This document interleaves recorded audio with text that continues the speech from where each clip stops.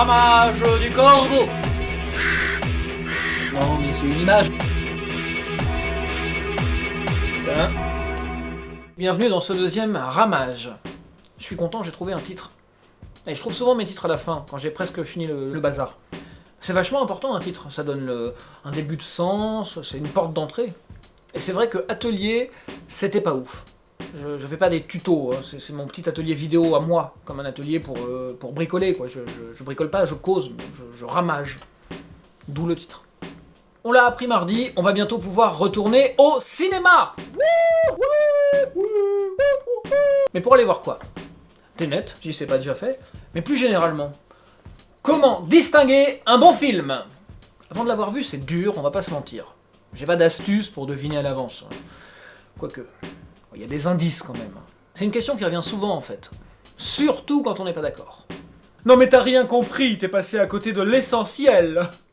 Pauvre cuistre. Peut-être que dès que quelqu'un affirme qu'un film est bon, on doit le considérer comme tel. Dès l'instant où il argumente un peu, c'est sûr. Bah oui, s'il dit que c'est un bon film uniquement parce qu'il y a, je sais pas moi, telle actrice ou acteur dedans...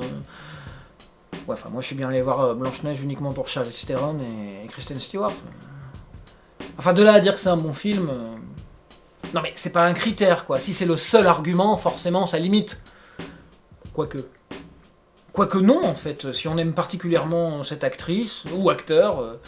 Enfin, un acteur, faut que ça acte un minimum quand même, hein, qu'il y ait un peu de substance à acter. Un grand acteur peut tout jouer, monsieur. Merde, là, oui, c'est ça, vas-y, relativise, assène des grandes vérités générales. C'est sûr, hein, dans l'absolu, tout est relatif. C'est galère les critères. D'ailleurs, dites-moi les vôtres en commentaire, on en fera un par terre. Mais ok, je vais admettre qu'on peut distinguer un bon film, même si le critère pour ce faire est le goût d'au moins une personne. Ben ça marche pas. Pas parce qu'il y a qu'une seule personne, hein, parce que bon, c'est vrai que dans ce cas-là, mes films sont des grands films, ma mère me le dit. Si, elle me le dit, si. Oui, bon, non, elle me le dit pas, mais enfin bon, vous voyez l'idée, quoi. Non, le problème, c'est dans le mot « distinguer ». Bah oui, parce que si on trouve une définition qui inclut au moins en droit toutes les occurrences, à quoi sert-elle? Imaginez, pour définir un membre de la famille, il faut un lien de parenté. Ben quel lien de parenté? N'importe lequel? Ah bah la prochaine fois que je croiserai une anémone de mer, je lui dirai « Hey, salut cousine !» Oui, ça marche aussi avec votre animal préféré, oui. Bah, c'est l'avantage de ce genre de critères, c'est qu'on peut y mettre un peu ce qu'on veut. Anémone, mais pourquoi pas lion, dauphin, aigle, scolopendre, Bernard l'ermite et son frère, mais aussi algues, coraux et autres paramécies. Oui, c'est Thierry, oui. Vous voyez où je veux en venir avec mon anémone? C'est qu'un critère de distinction est quand même supposé permettre de distinguer des trucs, et pas d'y aller à la pelleteuse. D'ailleurs, parler, c'est déjà distinguer. On a des catégories, des systèmes grammaticaux qui articulent le monde. Par exemple, les Inuits ont plein de mots pour dire neige. Et en Bretagne, pareil, on a plein de mots pour dire pluie. Puis je suis désolé, une bruine et un crachin, c'est pas pareil. En plus, les mêmes mots ont pas le même sens pour tout le monde. C'est d'ailleurs la base de beaucoup d'engueulades, ça. En gros, chez le garagiste, les uns gueulent parce que le système de refroidissement correspond pas au bloc moteur, quand ceux d'en face gueulent parce que le coffre ne ferme pas. Ça, c'est la parabole de la bagnole. La charge d'un mot, c'est le vécu qu'il trimballe. Par exemple, si un gamin a été traumatisé par une strombosise thrombose, il n'aura pas la même pensée que nous à l'écoute de ce mot. Et j'en suis sûr, parce que cette maladie si terrible dont le potentiel de létalité dépasse la dose légale, avec son lot de souffrances inapaisables, terrestrement infernales, et sans espoir de guérison, n'existe heureusement pas. Ouf, hein, quand même. Donc si on ne désigne pas le même vécu, on ne parle pas exactement de la même chose. D'où l'intérêt de causer, de parler, d'échanger, de faire tourner la lampe autour de l'objet pour l'éclairer de différentes manières et mieux en appréhender les contours. Sauf bien sûr si la lampe éclaire le plafond, mais bon, si vous jouez aux échecs avec un pigeon, vous étonnez pas s'il chie sur le roi, renverse le plateau, et dans son arrogance suprême, vous roucoule crâneusement sous le nez, et bon courage pour réellement saisir ce que cet étalage de bêtises satisfaites d'elle-même peut bien signifier.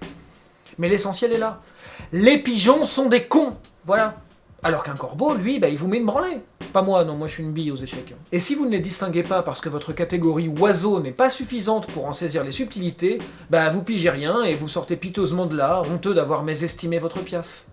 Mais dans le cas des films, pourquoi les distinguer? Autant on voit bien l'intérêt quand c'est pour évaluer son sparring partner à la boxe, autant pour les films, chacun ses goûts, Tous les goûts sont dans la nature. Eh bien non, je ne suis pas d'accord, c'est pourquoi je dis non. Et je le dis parce que cet énoncé ne vise pas à un quelconque éclairage, mais à flatter sans risque aucun absolument tout le monde. Il ne s'agit pas d'opposer un argument, mais de brosser dans le sens du poil toutes les opinions plus ou moins hâtives, justifier la paresse créative et intellectuelle qui n'engendre jamais qu'une régression menant tout droit à Star Wars 7. Vous prenez la mesure du danger là ? Je veux dire, même quand on suit une recette de cuisine, il faut y mettre de l'amour. Oui, on peut pondre un truc standard qui plaît plus ou moins, mais non, je refuse de relativiser jusqu'à dire que McDo, pour être cliché, est de la cuisine intéressante. La sensibilité artistique, c'est très personnel. Certes, mais les critères peuvent bien être relatifs, ils s'inscrivent dans une histoire, et leur valeur est aussi liée à une tradition tant générale que personnelle. On peut ne pas approuver ces critères, mais on peut aussi reconnaître certaines qualités d'un film, quand bien même on ne l'apprécie pas. Les considéré en tant que tel. Il y a une sorte d'adoubement, de reconnaissance, de chevaliérisation des points de vue. Et ça évolue tout le temps. On peut toujours trouver de nouvelles pépites qui, au départ, sont juste étranges, car elles ne collent pas avec le canon académique ou autre. Le beau est toujours bizarre, disait Baudelaire. Bien sûr qu'on peut tout relativiser dans l'absolu, mais en pratique, on est aussi dans notre structure de goût à nous. Si on ne connaît que Poudlard, on n'a aucune idée de ce qu'est le Mordor. Parce que c'est pas dans le même bouquin, du coup. Prenez la critique du film Matrix quand il est sorti. Il s'est fait descendre comme un film jeu vidéo pour ados décérébrés. Aujourd'hui, on peut pas nier l'importance qu'il a dans l'histoire du cinéma. Le goût, ça se travaille. Plus on goûte, mieux on goûte. Et voilà peut-être un critère.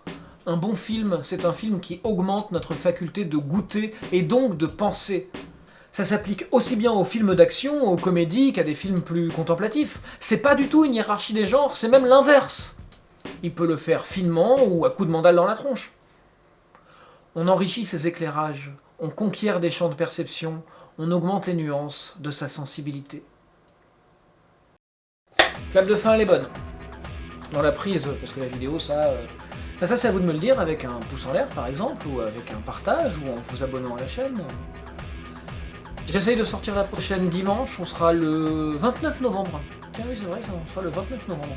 C'est fou ça, dimanche on sera le 29 novembre. En attendant, prenez soin de vous. À tantôt! Je suis sûr que je peux défendre Speed Racer avec ça.